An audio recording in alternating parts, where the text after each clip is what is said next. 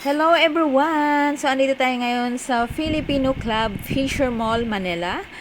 Dito guys, sa halagang 700 plus, makakain nyo na lahat ng gusto nyo.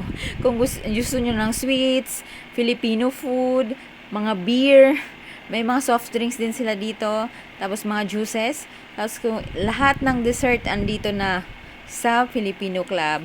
So, ikaw na lang ang kulang, char.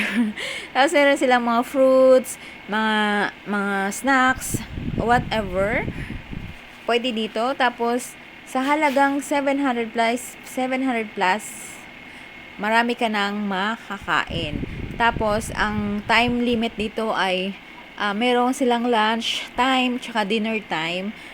Tapos, meron silang iba't ibang klaseng food. Meron silang Japanese food, Taiwanese food, Western food, tsaka especially ang Filipino food.